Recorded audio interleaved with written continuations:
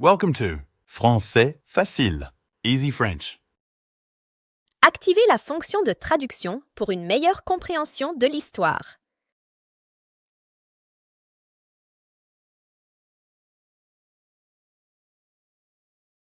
Je m'appelle Olivia, j'ai 28 ans.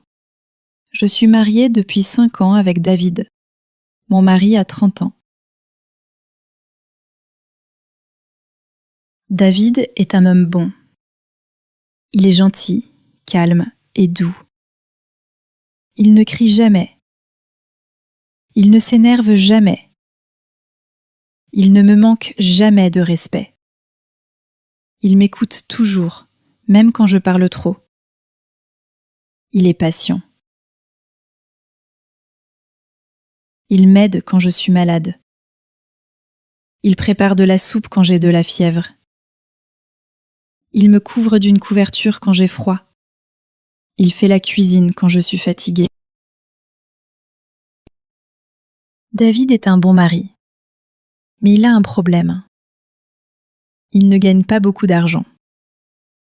Il travaille dans la construction. Ses journées sont longues et difficiles. Il part tôt le matin et il rentre tard le soir. À la fin du mois, il gagne environ 2500 $. Ce n'est pas assez. Moi aussi, je travaille. J'ai un bon emploi. Je gagne 5000 $ par mois. Je gagne plus que lui. Cela le rend triste. Je lui dis souvent : « David, commence un petit commerce.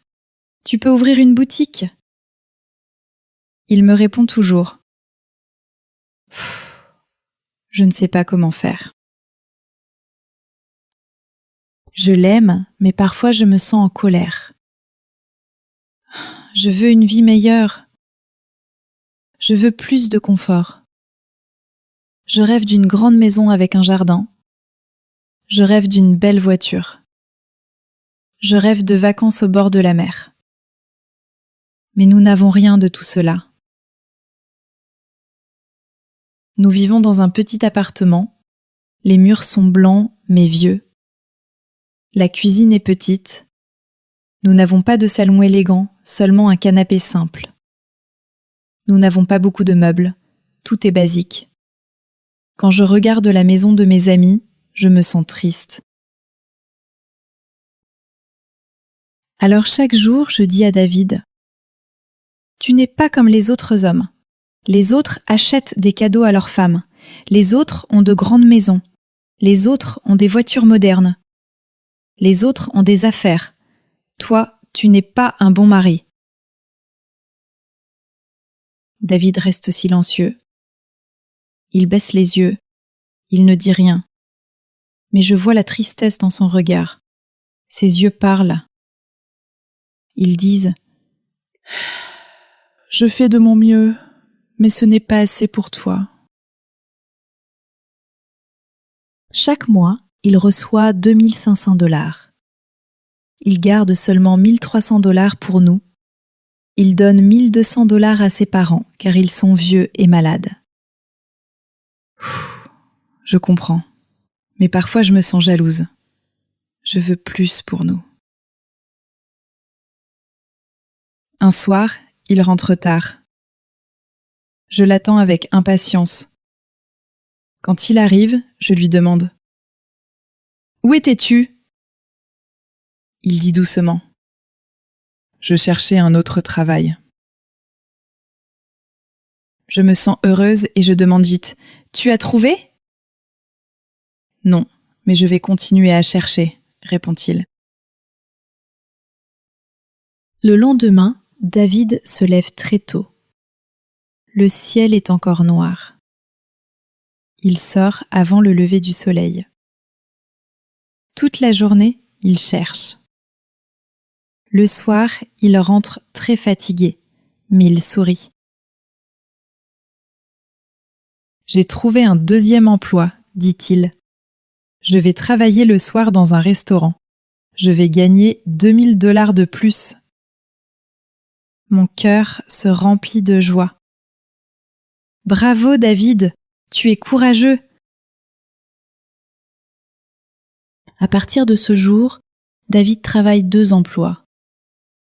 Le matin et l'après-midi, il est sur les chantiers.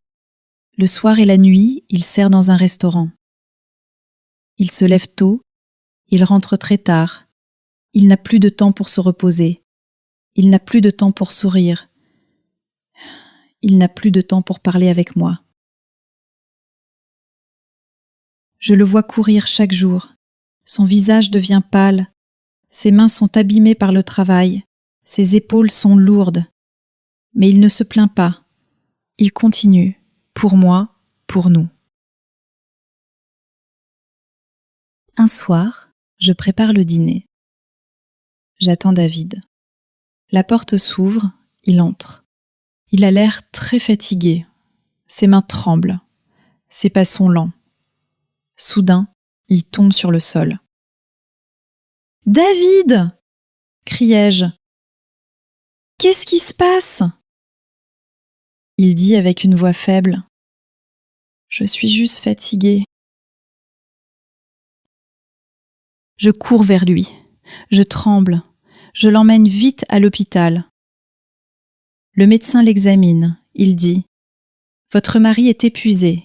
Il travaille trop. Il doit se reposer. » Je me sens coupable. Je pleure. Mes larmes coulent sans arrêt.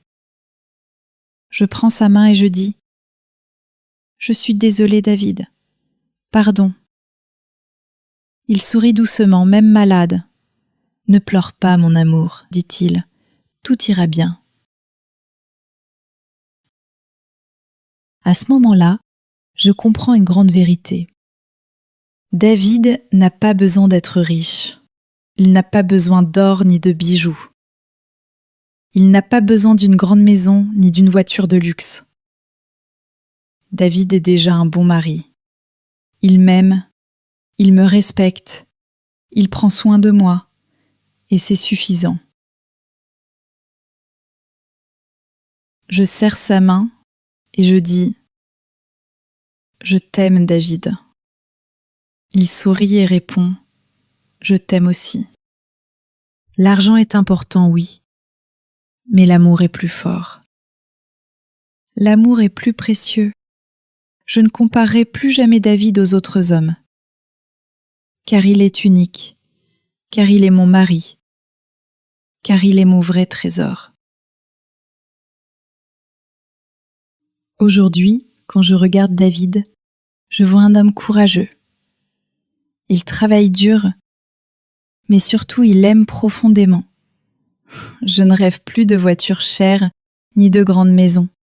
Je rêve seulement de rester à ses côtés, main dans la main, avec un cœur plein d'amour. Voilà ma leçon. L'argent peut acheter des choses, mais il ne peut pas acheter la paix du cœur. L'amour, lui, est la vraie richesse.